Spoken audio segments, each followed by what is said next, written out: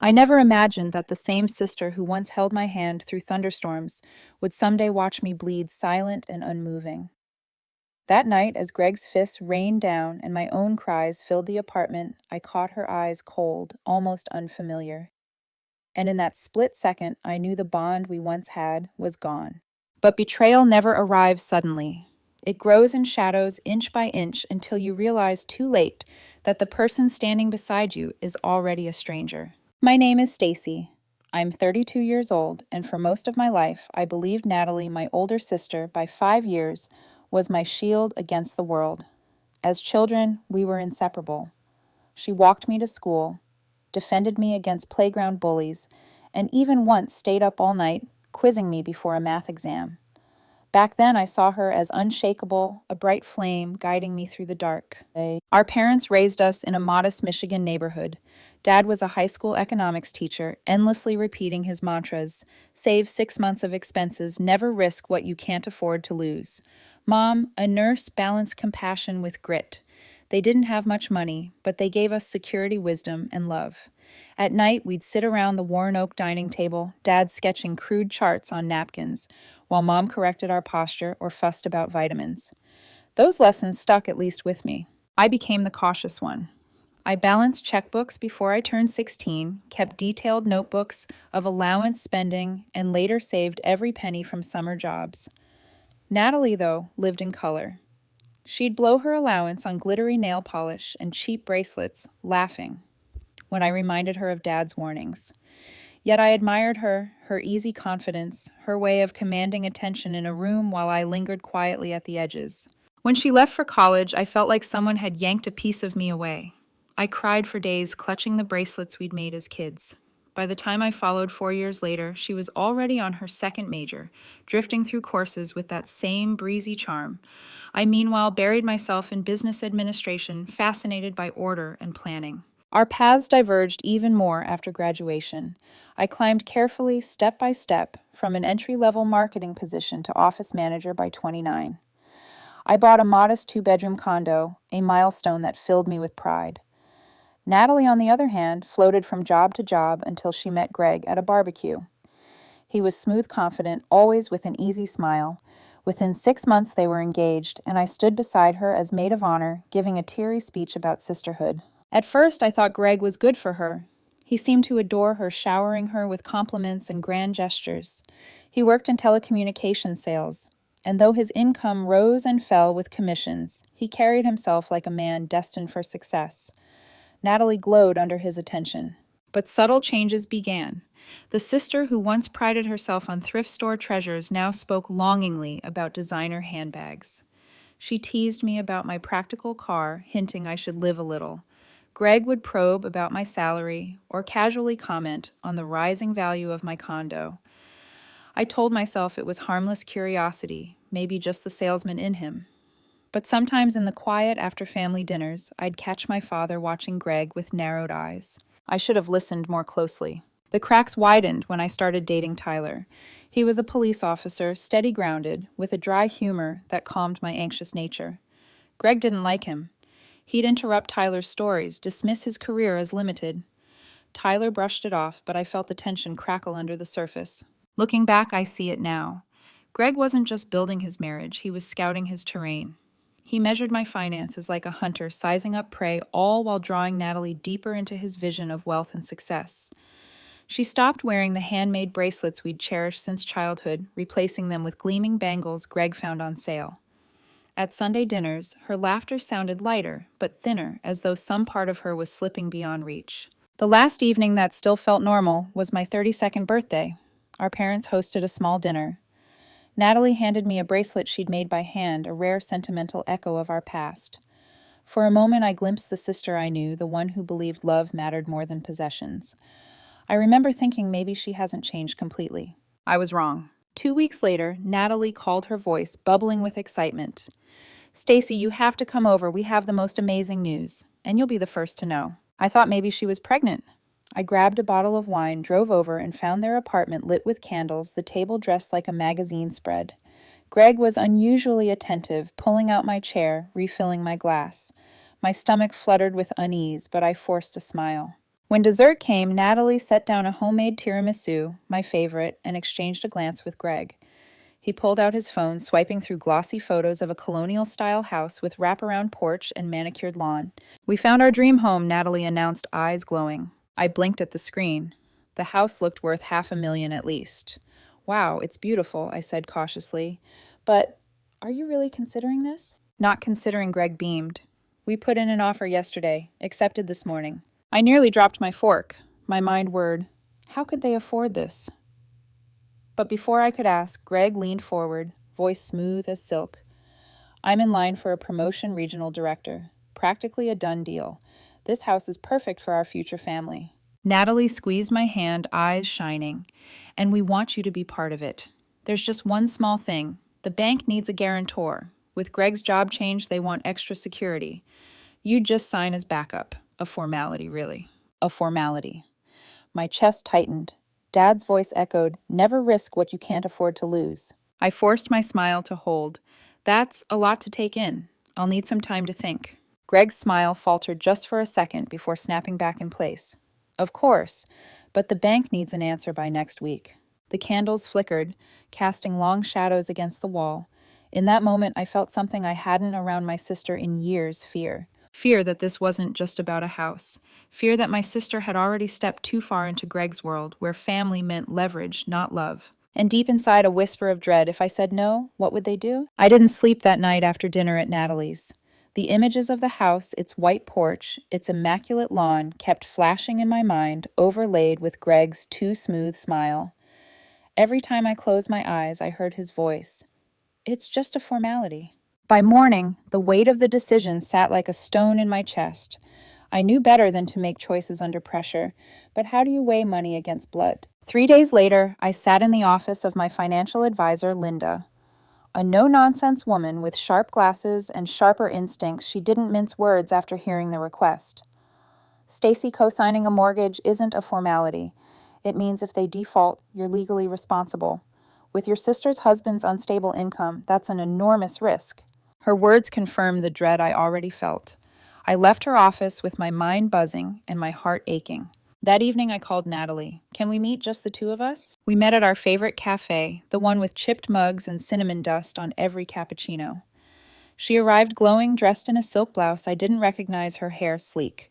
When we were younger, she would have shown up in thrift store jeans and a ponytail. I stirred my latte, trying to keep my tone gentle. "Nat, I've been researching what it means to be a guarantor. It's not what Greg made it sound like. If something goes wrong, I'd lose my condo, my savings, maybe more." She sighed, almost theatrically, and swirled her spoon through the foam. "Stacy, you always plan for the worst. Greg's promotion is practically guaranteed. We'd never put you in a bad position. But what if it doesn't come through? Or something unexpected happens? I just need to know you've considered those possibilities." Her eyes hardened. "There you go again, doubting. Can't you just trust me?" The words stung. Trust. It had always been the currency of our relationship. I wanted to say yes, but Dad's voice whispered again. "Never risk more than you can afford to lose." I reached across the table, squeezing her hand. "I do trust you. But this isn't a $300 loan in college, Nat. This is a 30-year commitment. Maybe wait until Greg's promotion is official." For a moment, something flickered in her expression, hurt maybe, but then she nodded tightly. "Fine. I'll talk to Greg about other options." I thought the conversation ended on cautious peace. I was wrong. That night, my phone buzzed with a text. "Greg thought you'd support your sister's happiness. Guess blood isn't thicker than water after all." The words burned into my screen, into my mind. By Sunday dinner at our parents' house, the tension was unmistakable. Greg sat stiff, his smile gone. Natalie kept her eyes on her plate. I tried to make small talk, asking Mom about her hospital shifts, Dad about his students. No one relaxed. Finally, Greg spoke, his tone sharp. "We've done the math. We can afford the house. We just need Stacy's signature to satisfy the bank's red tape." I inhaled slowly. "If you've done the math, could you share the budget breakdown? That would make me feel more comfortable." Greg's chair scraped the floor as he leaned forward. "So now we have to prove ourselves to you. Your sister's word isn't enough." Natalie shifted uncomfortably but said nothing. Dad cleared his throat. "Financial decisions should never be rushed. Maybe you all need more time." "There is no time," Greg snapped. "The housing market is competitive. This opportunity won't wait." The silence that followed was heavy. At the end of the night, Natalie hugged me. but it wasn't the embrace of a sister. Her arms were stiff, her voice flat against my ear. I thought I could count on you. Her words cut deeper than Greg's anger. On the drive home, my mother walked me to my car. She lowered her voice, eyes filled with worry. Be careful, Stacy. We've noticed Greg can be intense when he doesn't get his way. Whatever you decide, make sure it's what you truly believe is right. I nodded, throat tight. I just don't want to lose her. Mom's gaze lingered on me. Sometimes love means letting someone face the consequences of their choices. That night I called Tyler, explaining the growing storm. His voice was steady but firm. Stacy, this raises red flags. Financial entanglement is often the first step to control. Be careful. Saying no to something that endangers you isn't selfish, it's necessary. I lay awake replaying his words. Necessary. Protecting myself felt like betrayal, but was it worse to betray myself just to keep the peace? The next week, Natalie's calls became sharper, shorter. The bank needs an answer by Friday, she said one morning, her tone edged with impatience. My voice trembled as I answered. I've thought about it, Nat. I just can't take that risk. Risk. Her voice spiked. This isn't about risk. This is about family loyalty. Remember when I gave you $300 in college for your car repair? Did I ask questions then? The comparison was absurd, 30 years of debt versus a short-term loan, but the guilt landed anyway. Nat, that's not the same. You don't get it, she cut me off, her voice breaking. Mom and Dad are disappointed too. They raised us to support each other. Alarm bells rang in my chest. Did they tell you that directly? They didn't have to. It's obvious. Her voice cracked further. Greg says your boyfriend is poisoning you against us. He never liked him. I clenched my jaw, fighting tears. This isn't about Tyler. It's about protecting myself. I still love you. But she hung up, leaving silence that screamed louder than any words. When I called my parents later, they denied ever saying they were disappointed. We told them to respect your decision, Dad said firmly. Natalie's twisting things. Hold your ground. I wanted to believe him. But that night, I dreamed of Natalie's eyes, accusing, distant, no longer the sister I knew. And when I woke, one thought chilled me. If Greg could twist her so easily against me, what else was he capable of? By Thursday morning, the silence between Natalie and me was suffocating.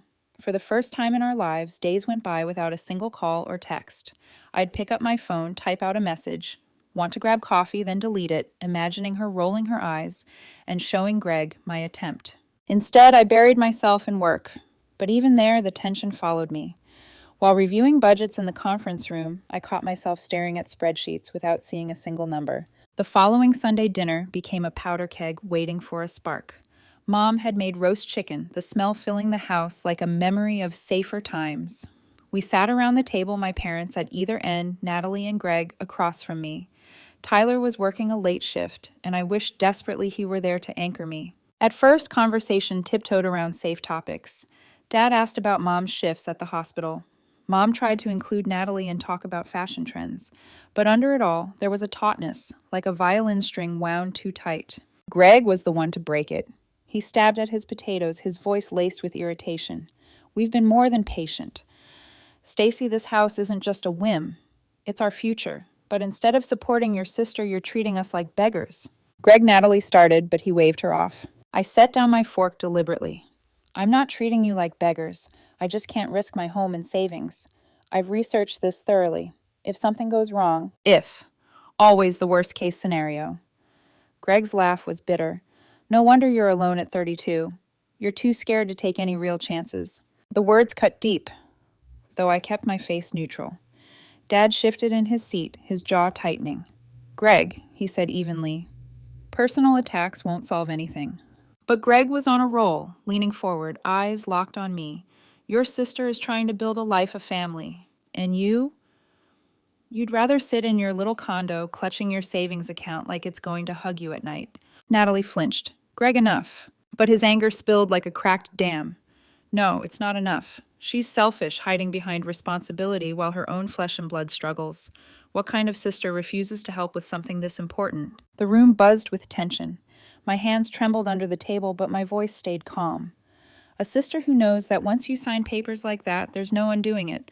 A sister who's seen people lose everything because they ignored the risks. Mom's eyes brimmed with tears. Please, can we just... But Greg slammed his fist on the table, rattling the silverware. You think you're better than us, don't you? Just because you've got a steady job in a condo. The crack in his facade was jarring. For years, he'd been the charming son-in-law, but now the mask had slipped. His eyes were sharp, his smile gone. Dad's voice cut through the tension, firm and controlled. That's enough. This is my house, and I won't tolerate this tone. For a heartbeat, Greg looked ready to argue. Then he sat back, his jaw-clenched eyes still burning holes into me. The rest of dinner was eaten in uneasy silence. When Natalie hugged me goodbye, it was stiff perfunctory. As I reached my car, Mom followed quietly. "Stacy," she whispered, glancing back at the house, as though afraid Greg might overhear. "This isn't about a mortgage anymore. Something's wrong with him. Be careful." Her words sank into me heavy and foreboding. The week that followed brought no peace. I kept trying to reach Natalie texts, voicemails, casual invitations, but her responses were clipped or non-existent. Finally, Tuesday morning she called. Her voice was sharp, brittle. "The bank needs an answer by Friday. We can't wait anymore. Are you in or not?" My throat tightened. "I've thought about this from every angle. Natalie, I can't do it. It's too much risk." There was a pause, then a scoff. "Risk. This isn't about numbers, Stacy. It's about loyalty. Remember when I gave you $300 in college for your car repair? Did I ask for a contract or collateral?" Then I closed my eyes. "Nat, that was a small loan between sisters. This is a $300,000 debt." Her tone sharpened. "So now money matters more than blood." Greg was right. Tyler's poisoned you against us. "This isn't about Tyler," I snapped, my voice breaking. "It's about protecting myself." The line went quiet, and for a moment I thought she'd hung up. Then she whispered, her voice full of ice. "If you can't do this one thing for me, maybe we need to rethink what being sisters even means." The words hit harder than Greg's insults ever could. My chest ached as though something precious had just cracked inside me. When I told my parents, Dad's voice was steady but furious.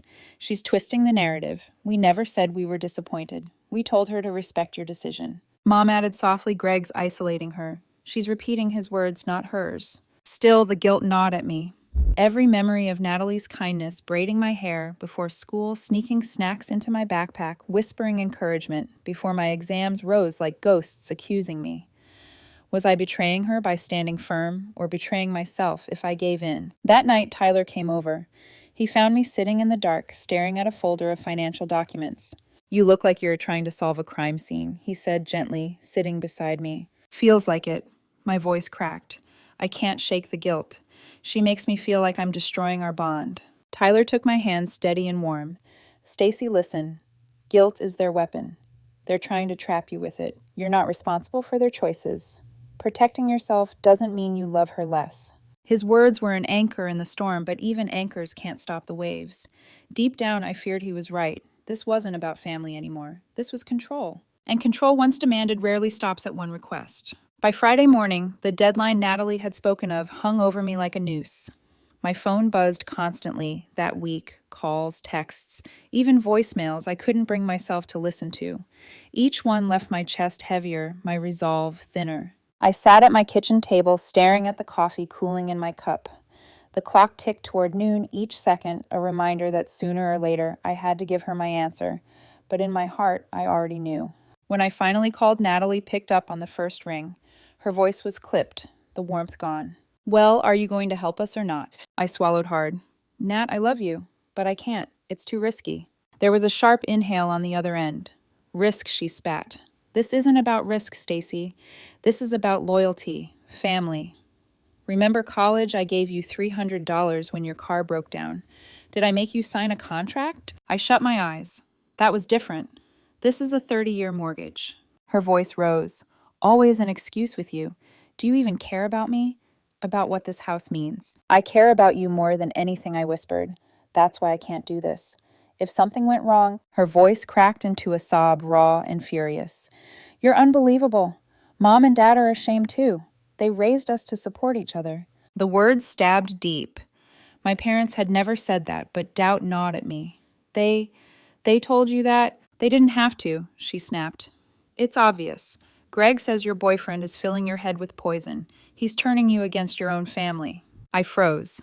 Tyler had been nothing but supportive, gentle, but Natalie sounded so convinced that for a heartbeat I almost believed her. Before I could defend him, she ended the call. The silence that followed was louder than her anger. That evening, I drove to my parents' house. My father opened the door, his eyes already brimming with concern. She called me, I admitted, as soon as I stepped inside. Said you're disappointed in me, that you think I'm betraying the family. Dad's brows furrowed in disbelief. Stacy, we said no such thing. We told them clearly your decision is yours alone. Your sister's twisting things. Mom touched my arm gently. Greg's influence is seeping into her. She repeats his words now, not hers. I wanted to believe her, but guilt still coiled in my chest. Memories of Natalie laughing with me at midnight, holding me when I cried after my first heartbreak flashed before me. Could she really mean the things she said, or was Greg pulling her strings? The next few days felt like living inside a storm cloud.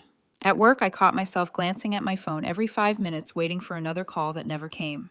My appetite vanished. My colleagues noticed my weight loss, though I waved away their concern. Tyler tried to distract me, taking me out for dinner cooking at my place, but my mind always circled back to Natalie. The silence between us was deafening. On Wednesday, just when I thought maybe the storm had passed, my phone rang again. Stacy, she said without greeting. Her voice brittle. The bank needs our answer by Friday. We've been patient long enough. My pulse quickened. Nat, I already told you. I can't do this. It's not safe. Not safe. Her laugh was sharp hollow. Do you hear yourself? You sound like Dad, afraid of your own shadow. No wonder you're alone. I bit my lip, refusing to cry. This isn't about fear. It's about making a smart choice. Please just wait until Greg's promotion comes through, or find a smaller house. You just don't get it. Her voice cracked fury and desperation woven together. If you won't do this one thing for me, then maybe we're not really sisters after all. The line went dead. The days blurred. I told myself she was just emotional, that things would calm down. But then the strange calls started. Unknown numbers lighting up my phone. A man's voice asking if I was applying for a loan. Emails from my bank about unusual login attempts. At first I thought it was coincidence, the growing wave of identity fraud that everyone warns about. But deep down, a cold suspicion whispered otherwise. One evening, as I sat with Tyler on the couch, I confessed what I feared. What if it's Greg? What if he's trying to get into my accounts? Tyler's jaw tightened. Then this isn't just family drama anymore. It's coercion. Financial abuse. Abuse. The word felt too heavy, too final. Look at the pattern, he said gently. The pressure, the guilt-tripping, now these suspicious calls. Stacy, this is exactly how people like Greg operate. The truth in his words made my stomach twist. That Sunday we gathered again at my parents' for dinner. I hoped for reconciliation, but the moment Natalie walked in, I knew peace was impossible. She didn't hug me, didn't meet my eyes. Greg trailed behind her, his smile razor thin. Dinner was quiet until dessert, when Natalie set down her fork and looked directly at me. We might lose our dream home, she announced, her voice trembling with anger, because some people don't understand family commitment. Enough, Dad said firmly. We agreed not to discuss this tonight. Why not? She snapped. It's all that matters. Stacy's being selfish and everyone's pretending otherwise. Mom's voice was soft but resolute. Financial decisions are personal. Your sister has every right to decide what risks she takes.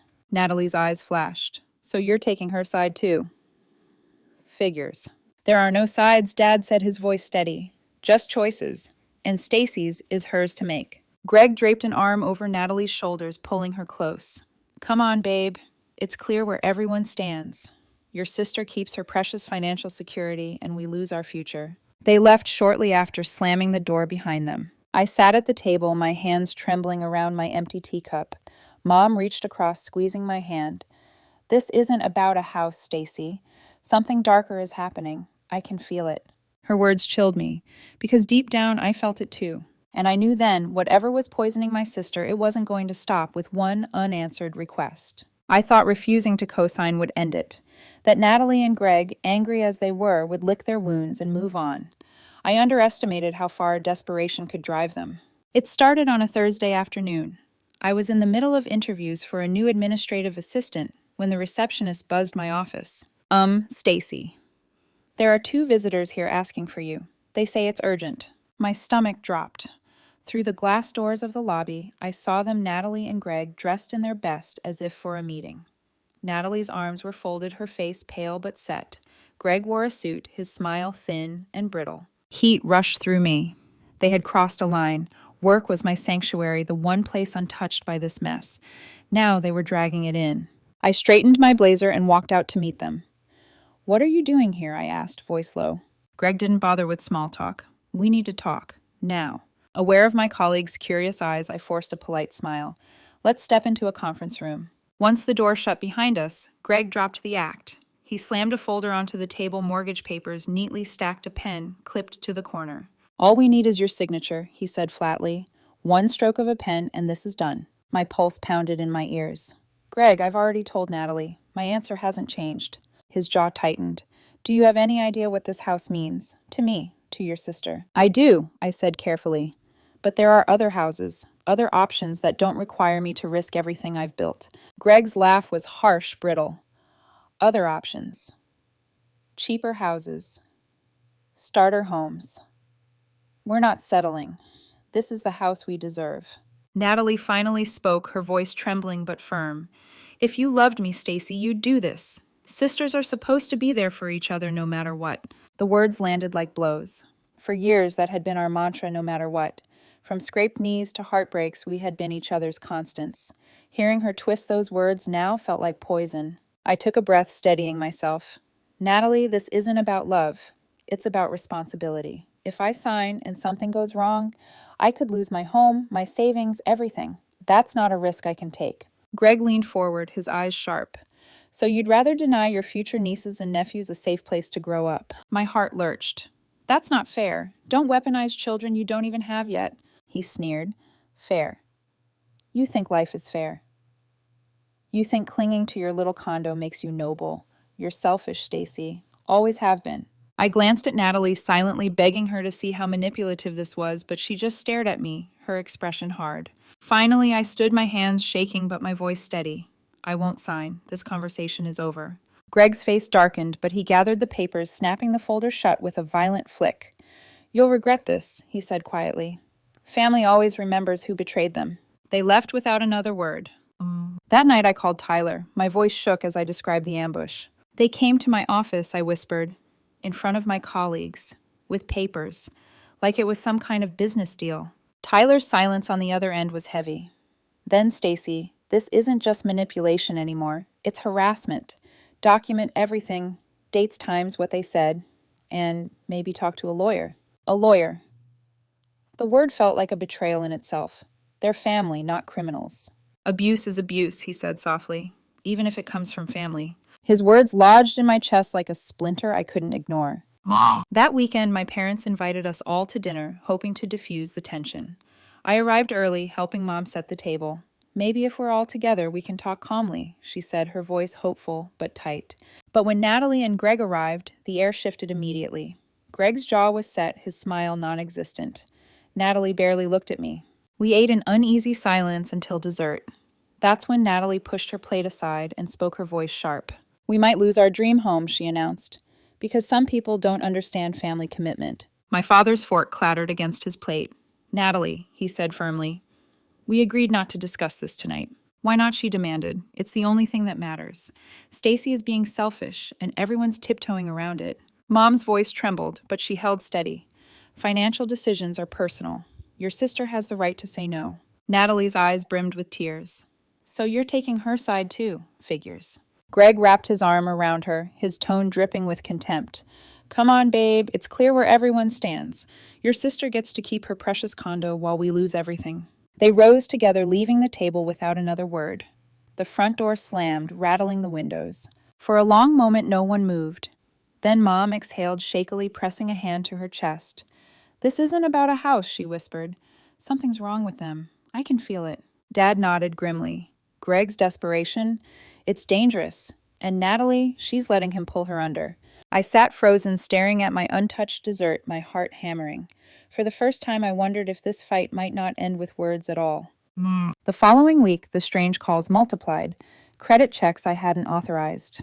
Alerts from my bank about unusual attempts to access my accounts. One evening, exhausted, I answered an unknown number. "Yes." The voice on the other end was clipped professional. "This is Capital One. We're calling to verify your application for a new line of credit." Ice spread through my veins. I didn't apply for any credit. There was a pause. Are you sure, ma'am? We have your name, your address, your social security number. I hung up my hands shaking. Greg, it had to be Greg. That night, as Tyler held me close, I whispered the fear I hadn't said aloud. What if this doesn't stop? What if they're willing to destroy me to get what they want? Tyler's arms tightened around me. Then we fight back. With the law, if we have to. You're not alone in this. But even as he spoke, I couldn't shake the dread curling in my stomach. Because deep down, I knew the real storm hadn't even started yet. The calls didn't stop. Every morning, I'd wake to new voicemails from banks or credit agencies. Some were polite. We're following up on your loan application, others more pressing. Please confirm your recent activity. All of them had one thing in common. I hadn't applied for anything. It was like living with invisible hands rummaging through my life. I changed passwords, set up fraud alerts, and froze my credit. But the fear wasn't just about money anymore. It was about invasion.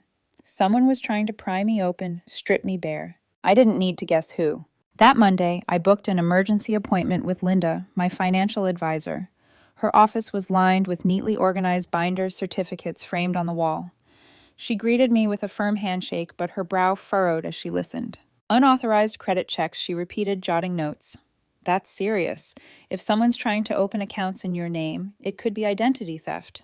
My throat felt tight. Linda, I think it's Greg. She set down her pen. On what basis? I hesitated. He's desperate. The mortgage, the pressure, the way Natalie keeps repeating his words. It's him. I know it. Her expression softened. Let me run a deeper check. With your permission, I can access industry databases, see if there are red flags tied to his name. I nodded quickly. Please. She tapped at her keyboard, her eyes scanning the screen. The silence stretched. Finally, she leaned back, exhaling slowly. Stacy, this isn't good. Cold dread pooled in my stomach. What do you mean? Greg has significant, undisclosed debt. Multiple maxed-out credit cards, a personal loan in collections, and she paused, glancing at me, a previous mortgage default. All from before his marriage to your sister. I gripped the edge of my chair. A default on a house. Yes. He walked away from it. The bank absorbed the loss. I felt dizzy. Does Natalie know? Linda's eyes softened. If she does, she's not acknowledging it. Stacy, if you co-signed, you'd be on the hook for everything he's hiding. This isn't just risk, it's financial suicide. I nodded, numbly, bile rising in my throat. Walking back to my car, the world looked the same blue sky. People sipping lattes on the cafe patio. But I felt like I'd stepped through a curtain into a darker version of reality. That night, I spread papers across my dining table, printouts of affordable homes, brochures for first-time buyer programs, lists of mortgage brokers who specialized in difficult cases. I worked late, highlighting, tabbing, organizing into a neat folder. It was my olive branch, a way to say no without slamming the door, a way to save myself without losing my sister. As I stacked the papers, I let myself believe maybe, just maybe, Natalie would see sense. Maybe she'd realize Greg had been hiding things from her. Maybe we could find a way back. But a darker voice whispered in my head, what if she already knows? I shoved the thought away. On Thursday, I decided to deliver the folder personally. Maybe face-to-face without Greg, she'd hear me. But before I could, the pounding came. It was late 9:30, the TV murmuring softly in the background, when fists slammed against my door. My heart leapt to my throat. Through the peephole, Greg's face loomed twisted with rage. Natalie stood behind him, her arms folded, her face pale. Stacy opened the door. Greg's voice boomed. We know you're in there. Fear clawed through me. I quickly texted Tyler, Greg here. Very angry. My address.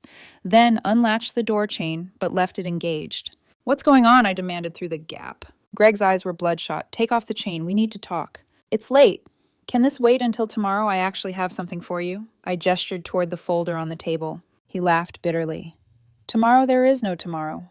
The bank pulled the offer. We lost the house. Because of you. Before I could react, he slammed his shoulder against the door. The chain snapped metal, clattering to the floor. He shoved inside Natalie, trailing silently behind. My pulse thundered. Greg, stop. This isn't okay. You can't just... He strode toward the table, snatching the folder. Flipping through the neatly tabbed pages, his face twisted with contempt. Cheaper houses. First-time buyer programs. He ripped the packet in half, scattering papers like snow. You think we want your charity? Your pity. Greg, please. Natalie's voice was soft, but not aimed at him, at me. You should have just signed. Her words sliced sharper than his fury. I backed away, hands trembling. I didn't do this to hurt you. I was trying to help. Help. Greg's voice rose to a roar. You ruined everything. He lunged toward me. The impact against the wall knocked the breath from my lungs. Pain shot through my shoulder as something popped white hot. I screamed. Greg's face was inches from mine, spittle flying. You think you're better than us with your savings and your condo. My vision blurred. Blood filled my mouth from a split lip. I twisted, trying to free myself, but his grip was iron. Stop, I cried. You're hurting me, Natalie. I turned to her. My sister, my protector. She stood frozen, her hands covering her mouth, her eyes wide but unmoving. Do something, I begged. Her lips parted. For a moment I thought she would, but then she shook her head, whispering, Let's go, Greg. Not to stop him, not to help me, just to leave. Greg's fist connected with my face. Stars exploded in my vision. Warm blood streamed down my cheek. I collapsed to the floor, pain radiating through my body. As they moved towards the door, I croaked out, Natalie, how can you let him do this? She paused, her silhouette framed in the doorway. Her voice was cold, unfamiliar. You should have just signed the mortgage. Then they were gone, leaving me bleeding, broken, and utterly alone. Time lost meaning. I drifted in and out, the metallic taste of blood, thick on my tongue, pain screaming through my shoulder. The phone lay shattered where Greg had thrown it. No way to call for help. But survival is stubborn. Using my good arm, I dragged myself across the floor. My keys were in my purse, knocked sideways during the struggle. Each movement sent lightning bolts of agony through me, but I kept crawling. Finally, I clutched the keys, clutching them like salvation. Somehow I staggered to my feet, the room tilting around me. Step by step, I made it to my car. The drive to my parents' house was a blur of blood tears and sheer willpower. By the time I stumbled onto their porch, my blouse soaked with blood, my father's horrified cry was the last thing I heard before I collapsed into his arms. When my father caught me on the porch, his arms were the only thing holding me upright. My mother's scream pierced the night, raw and animal. Oh my God, Stacy. I tried to speak, but the words tangled with blood. Greg. Natalie. Mortgage. Don't talk. Dad lowered me gently to the floor, his hands trembling but steady. Mom was already dialing 911, her fingers slick with my blood as she pressed them to my face, trying to stop the flow. The minutes stretched like hours. The porch light buzzed above its yellow glow, reflecting in the dark puddle spreading beneath me. My mother's voice shook as she gave our address to the dispatcher. She's bleeding badly. Her shoulder looks dislocated. Please hurry. I clung to consciousness, blinking against the darkness, pressing at the edges of my vision. Dad knelt beside me, his voice low and urgent. Stay with us, Stacy. Just keep your eyes on me. The wail of sirens finally cut through the night. Red and blue lights washed across the porch as paramedics rushed forward. Their hands were everywhere, checking my pulse, stabilizing my neck, lifting me onto a gurney. One officer knelt close, his tone calm but firm. Ma'am. Can you tell me who did this to you? I forced my swollen lips to move. Greg Walsh, my sister's husband. His pen scratched across his notepad. And your sister? Was she present? A bitter laugh caught in my throat, splintering into pain. She watched. Nay. The ambulance ride was a blur of flashing lights and medical jargon. IVs, blood pressure checks, concussion protocol. Painkillers dulled the edges, but not the core of agony burning in my shoulder and face. At the ER, bright fluorescent lights stabbed at my eyes as a team swarmed me. Stitches for my split lip, X-rays for my shoulder scans for possible fractures. I drifted in and out the world, fragmenting into shards of sound and color. When I surfaced fully, Tyler was there. Still in his police uniform, his face was pale, his jaw clenched so tight I thought it might crack. Jesus, Stacy, he whispered, his hand hovering as though afraid to touch me. I came as soon as I got your text. I should have... Not your fault, I croaked, my voice shredded. His eyes brimmed with tears. He fought to blink away. The responding officers are colleagues of mine. They're already looking for him. Her too, I whispered. Natalie. She just stood there. Tyler's throat bobbed as he swallowed hard. Then we'll hold her accountable too. A detective arrived later that night, a woman named Sarah Martinez. She introduced herself gently but with purpose, her badge glinting under the hospital lights. I know this is difficult, but we need your full statement, she said. Can you walk me through what happened? For an hour, I recounted everything. The pounding on the door, the folder torn apart. Greg's fists, Natalie's silence, and finally, her words. You should have just signed the mortgage. Detective Martinez's pen paused. Your sister said that after the assault, I nodded, weakly, tears spilling down my temples. All right, she said softly. We'll need to document everything. There will be photographs of your injuries for evidence. Do you consent? I did. A uniformed officer snapped photos, my swollen face, my stitched lip, the deep bruising spreading across my shoulder. Each click of the camera felt like another reminder that my pain was now evidence in a case file. By morning, my parents arrived at the hospital, their faces etched with grief and rage. Mom sobbed when she saw me pressing my hand to her cheek. Dad stood rigid at the window, his fists clenched. How did we miss it, he muttered. How did we not see what kind of man he was? Because abusers wear masks, Tyler said quietly from his chair beside me. They show the charming face to everyone else, but behind closed doors, it's control and manipulation. And desperation makes it dangerous. Mom squeezed my hand harder. We'll protect you now. You're not going through this alone. But their protection felt like a cruel irony. Because when I needed Natalie's protection most, she had chosen silence. The following days blurred together in the hospital. Painkillers dulled my body, but nothing touched the ache in my chest. Every time I closed my eyes, I saw Natalie's face, blank, unrecognizable, as Greg's fists fell. Doctors confirmed my shoulder was dislocated, my orbital bone fractured. I'd need weeks of recovery, maybe surgery later. Detective Martinez returned her tone professional, but compassionate. We've issued a warrant for Greg's arrest. He'll face charges of aggravated assault, breaking and entering, and possibly attempted murder. As for your sister, we need to question her role, whether she was coerced or complicit. The words sliced through me. Complicit. I wanted to scream that Natalie was a victim too, that she had to be. But the image of her standing in the doorway whispering those words silenced me. On my third night in the hospital, I woke to find Tyler still sitting by my bed, his uniform jacket draped over the chair. His head was bowed, exhaustion etched into his features. Why are you still here? I whispered. He stirred, rubbing his eyes. Because I'm not leaving you. Something inside me cracked, not from pain, but from gratitude. For all the times I'd doubted, for all the guilt Natalie had piled on me, here was someone who stayed, who didn't demand loyalty at the cost of my safety. You're my anchor, I murmured, tears slipping down my cheeks. He leaned forward, brushing my hair gently from my face. And you're stronger than you realize. By the end of the week, I was discharged into my parents' care. But the battle wasn't over. News came that Greg hadn't been found at their apartment or workplace. He was on the run. And he wasn't alone. Natalie was with him. The knowledge landed like another blow. My sister had chosen to flee with the man who nearly killed me, rather than check if I was alive. As Dad helped me into the car, I clutched my slinged arm to my chest, staring out the hospital window at the gray sky. The storm wasn't over. It was only beginning. The morning after my release from the hospital, Dad sat at the kitchen table, scrolling grimly through his phone. Mom hovered by the stove, though breakfast lay forgotten eggs cooling in the pan. I sat between them, cradling my shoulder stitches, tugging at my skin whenever I moved. They still haven't found him, I asked, my voice hoarse. Dad shook his head. No, and now there's proof Natalie's with him. He slid his phone across the table. A grainy surveillance photo filled the screen, Greg and Natalie at a gas station 40 miles away. She wore a baseball cap pulled low, but her face was unmistakable. My breath caught. She's really with him. Mom's hand covered mine, her eyes wet. Sweetheart, we don't understand it either, but we can't ignore what's in front of us. Her words should have been comforting. Instead, they hollowed me out. That week, I filed for an emergency restraining order against both Greg and Natalie. It felt like cutting off my own limb, asking the court to keep my sister away from me. But my lawyer insisted. Given her role during the assault, the judge will likely grant it immediately. And he was right. By the following afternoon, the order was official. But legal documents couldn't erase the ache of betrayal. The preliminary hearing came faster than I expected.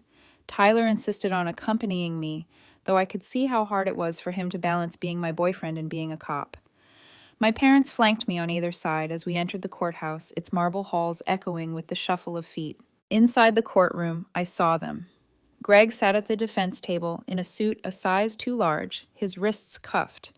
He looked smaller somehow, yet his eyes still burned with that same cold fury.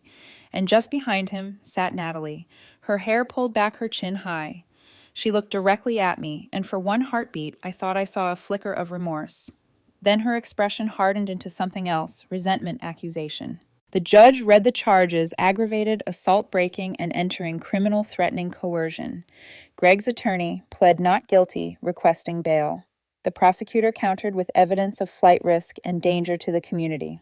When the judge set bail at $100,000 with GPS monitoring, Greg smirked as though he'd won. Natalie placed a hand on his shoulder, leaning close, whispering something that made him laugh quietly. My stomach twisted. Outside the courthouse, reporters swarmed, cameras flashing. Dad shielded me, while Tyler guided me through the crowd. That night, the local news called it a family financial dispute turned violent. My bruised face filled the screen, evidence of just how far the dispute had gone. I wanted to scream at the TV. This wasn't a dispute. This was betrayal. This was violence. Weeks passed. I tried to return to work remotely, though focusing was nearly impossible. My therapist, a woman named Rachel, told me I was suffering from acute trauma compounded by betrayal. When someone you trust implicitly harms you or allows harm, you don't just lose safety, you lose your foundation. I nodded, but words felt hollow against the ache. At night, I dreamed of Natalie. Sometimes she stood frozen in my apartment doorway, her mouth shaping those fateful words. Other times she turned away as I bled her back, retreating into darkness. Then came the call. It was late evening when Mom's phone rang. She put it on speaker, her voice cautious. Mom Natalie's voice was thin, shaky. This has gone too far. Stacy needs to drop the charges. The room went silent. Mom's voice sharpened. A mistake, Natalie. Your husband broke into your sister's home and beat her until she needed stitches and surgery. She drove herself here half dead. And you stood there. You don't understand, Natalie cried. Greg lost his job. We'll lose everything if he goes to jail. Stacy can fix this. Fix this! Dad's voice thundered something I rarely heard. Your sister nearly lost her life, and you want her to protect him? What about protecting her? There was silence, then Natalie's voice dropped cold. I see who you've chosen. Don't expect to hear from me again unless Stacy comes to her senses. The line went dead. Mom's hand shook as she lowered the phone. How did we raise a daughter who could be so cruel? I wanted to cry, but I felt strangely numb, as if some part of me had already buried the sister I once knew. The trial date loomed. Greg's attorney offered a plea bargain, guilty to a lesser charge if I promised not to give a victim impact statement. I refused. He had to be held accountable not just for me, but for every future victim he might create if he walked away with a slap on the wrist. Natalie didn't see it that way. Letters came to my parents' house, filled with accusations. You're tearing our family apart. You're vindictive. You're exaggerating your injuries. When those failed, she came herself pounding on the door late at night, screaming my name, begging me to recant. Dad called the police, and she was arrested for violating the restraining order. Watching her being led away in handcuffs through the window was like watching a funeral procession, except the death wasn't hers. It was ours, our bond, our sisterhood. By the time the trial began, my scars had faded slightly, but the emotional wounds were raw as ever. I walked into the courtroom, flanked by Tyler and my parents, my head high, even as my heart pounded. Greg's attorney tried to paint him as a man under financial stress, who lost control in the heat of the moment, but the evidence was overwhelming. Medical records, photos of my injuries, security footage from my apartment hallway showing Greg forcing his way in, Natalie trailing silently behind. When it was my turn to testify, I told the jury everything. I looked Greg in the eye as I described the assault. Then I turned to Natalie, my voice breaking as I repeated her words. You should have just signed the mortgage. The courtroom went silent. Even the judge's face darkened. Greg's attorney objected, but the damage was done. The jury deliberated less than 3 hours. Guilty on all counts. At sentencing, the judge's words were searing. Mr. Walsh, you committed a brutal assault against a family member who simply refused to put herself in financial jeopardy for your benefit. You have shown no genuine remorse. The court sentences you to 8 years in state prison. Natalie let out a strangled cry. Not for me, her scarred sister, but for Greg as he was led away in cuffs. And in that moment, I knew. The sister I had loved all my life was gone. 6 months after the trial, the bruises had faded, but the scars remained. My shoulder still ached when I reached too far. A thin white line ran above my eyebrow. Another traced the curve of my lip. When I looked in the mirror, I saw a stranger, a version of myself marked forever by betrayal. But healing is never just physical. The deeper wounds, the ones no surgeon could stitch, were buried in my chest. I started therapy twice a week with Rachel, who specialized in trauma and betrayal. She explained gently, when someone you love betrays you, it doesn't just hurt, it rewrites the rules of safety. The world no longer feels predictable. That's what you're battling. Stacy. I nodded because she was right. Every time I heard a knock at the door, my stomach clenched. Every time the phone rang from an unknown number, I felt my pulse spike. But little by little, with her help, I built new rituals. Double-checking locks, breathing exercises, writing down intrusive thoughts instead of letting them swirl. Small victories, but victories all the same. Tyler was my anchor through it all. Patient, steady, never pushing me beyond what I could handle. Some nights, he'd just sit beside me in silence, letting me lean into him, no words needed. Other times, he'd coax me out short walks, a quiet dinner, a weekend away by the lake. One evening, 3 months after the sentencing, he surprised me with a getaway to a cabin. The lake shimmered under a setting sun, golden light rippling across the water. "I'm proud of you," he said as we sat on the dock. "Not just for surviving, for how you've taken your pain and turned it into strength. You amaze me every day." I wanted to cry, but instead I leaned into him, breathing in the scent of pine and smoke, letting myself feel safe for the first time in months. Work became another lifeline. 2 months after the trial, my boss offered me a promotion, operations director. "You've proven resilience and leadership under impossible circumstances," he said. "We need someone like you steering this ship." I accepted cautiously, proud. My career had always been my proof of stability, and now it became my proof of recovery. But the truest turning point came when I decided to share what I'd learned. I approached the local community college about hosting a financial literacy workshop for women. "Financial independence is self-protection," I told the dean. "Too many of us don't know the risks of co-signing loans or joint accounts. If my story can help even one person avoid what I went through, it's worth it." The first session drew 30 women. By the third, we had to move to a larger room to fit 70. Some were students, others were professionals. A few came from the domestic violence shelter nearby. Each woman carried her own story, her own wounds. Standing before them, I felt something shift.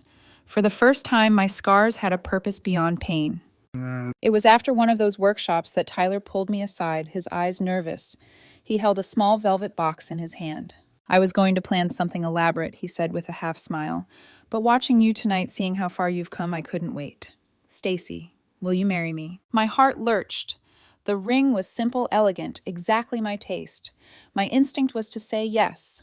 But then Rachel's voice echoed in my mind. "Make choices from strength, not fear. From love, not desperation." So I paused. "Can I think about it?" I asked softly. Tyler's smile didn't falter. "Of course. Take all the time you need." And for the first time in my life, I realized saying not yet didn't mean losing someone. It meant respecting myself. 2 weeks later, after much reflection and a long conversation with Rachel about healthy relationships versus reactive ones, I said yes. Not out of fear, not out of need, but out of choice. We celebrated quietly, just us, a bottle of wine, laughter echoing in the safety of my new apartment. It wasn't about the ring, it was about reclaiming joy. Natalie remained absent. After Greg's sentencing, she had moved in with a friend unable to afford their apartment alone. According to Mom, she finally filed for divorce 3 months into his prison term, when the reality of debt and loneliness sank in. Then, one rainy Tuesday, a letter arrived. Her handwriting stopped me cold. I turned the envelope over in my hands, heart pounding. Part of me wanted to throw it away to protect the fragile peace I had built, but curiosity won. "Stacy," it began, "I don't expect forgiveness. I don't even know if I deserve to ask for it, but I need you to know I'm getting help. My therapist says I was in an abusive relationship that warped my thinking. That's not an excuse. Nothing excuses what I did or didn't do that night. Watching you suffer and staying silent is something I'll regret forever. If you ever want to talk, I'd welcome it. If not, I'll understand. Either way, I'm sorry." I sat at my table for hours, the letter trembling in my hands. Part of me wanted to rip it apart. Too little, too late. No apology could undo the image of her standing in my doorway watching me bleed. But another part of me heard the sister who once stayed up all night to quiz me, who once made me bracelets, and whispered no matter what. When I showed the letter to Rachel, she asked gently, "How does this make you feel?" "Confused," I admitted. Part of me wants to believe she's still in there, that my sister isn't completely gone. But another part doesn't know if I can ever trust her again. Rachel nodded. Reconciliation isn't an obligation, it's a choice, and it should happen on your terms, if at all. For the first time, I realized I didn't have to decide right away. I could let the letter sit unanswered until I was ready, if I ever was. 1 year after the assault, I stood before the mirror. My scars were faint now, softened by time, but visible. I traced the one above my eyebrow, then the one at my lip. Once I had hated them. Now I saw them as proof of survival, of strength, of rebuilding. That night, Tyler and I hosted a small dinner at my apartment. My parents came along with friends and colleagues who had carried me through the storm. Laughter filled the rooms that once held only fear. As glasses clinked, I looked around at the people gathered, my chosen family, the ones who stayed, who protected, who respected my boundaries. To courage, I said softly, raising my glass. To healing, and to love that doesn't demand but gives. For the first time since that terrible night, I felt something close to peace. A year after the night Greg shattered my body and Natalie shattered my trust, I woke to sunlight streaming through my curtains. For the first time in months, I didn't dread the day. The scars on my skin had faded to thin lines, reminders of pain, but also survival. I made coffee, slowly savoring the smell as it filled my apartment. The world was quiet, safe. My phone buzzed with messages, Tyler confirming dinner plans, Mom sending me photos of her garden, a friend from my workshop asking for advice. Little things, but they stitched me back together more surely than any surgeon's thread. I had learned painfully that family wasn't always the people who shared your blood.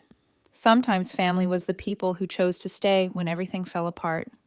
In the months following Greg's conviction, life settled into a rhythm. Physical therapy rebuilt my strength. My new role at work gave me purpose. The financial literacy workshops grew, spilling from classrooms into auditoriums. Women came from every walk of life, students, mothers, survivors. One evening, a woman lingered after class. She looked tired, haunted.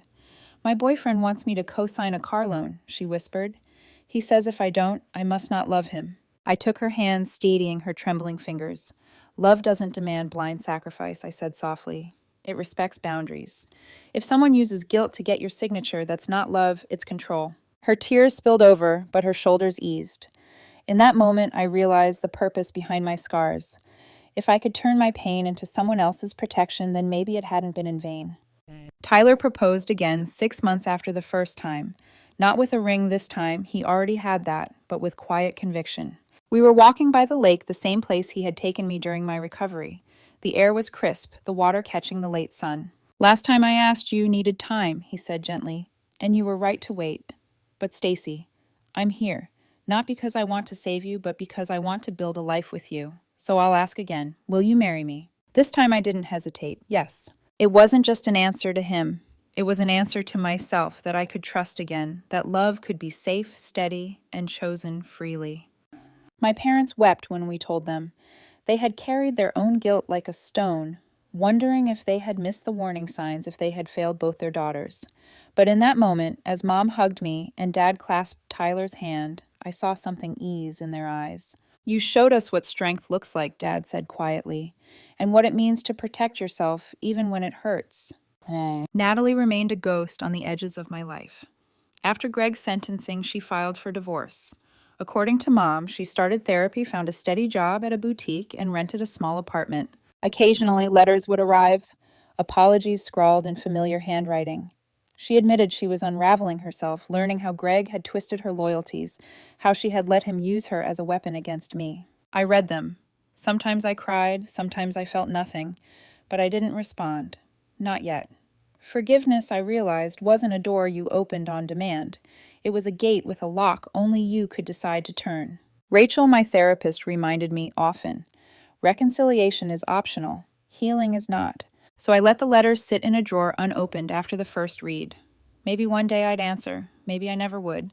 Both were valid choices. 1 year to the day of the assault, I hosted a dinner party at my apartment. It was deliberate, a reclamation of the space Greg had violated. The table was crowded with laughter, Mom and Dad Tyler colleagues who had supported me, women from my workshops who had become friends. We ate, we toasted, we celebrated not just survival, but growth. When the night wound down and everyone had gone, I stood alone in my living room, staring at the faint mark on the wall where Greg had shoved me. The plaster had been repaired, the paint fresh, but I remembered every detail. And yet instead of fear, I felt strength. That wall hadn't broken me, neither had he. I touched the faint scar above my eyebrow, the one that had once made me flinch. Tonight it felt like a badge, proof that I had fallen and risen again. Later, Tyler joined me, his arm slipping around my waist. "You okay?" he asked, studying my face. I leaned into him, smiling faintly. "I'm more than okay. For the first time in a long time, I feel whole." He kissed my temple. "You are whole, and you always will be." Before bed, I sat at my desk and opened my laptop. My YouTube channel dashboard glowed on the screen, the one I'd started quietly uploading recordings of my workshops. To my surprise, thousands of women had subscribed, leaving comments about how my story had helped them. That night, I recorded a new video. I looked into the camera, my scars faint but visible under the light. My voice was steady. "Have you ever had to choose between family expectations and your own safety? I did.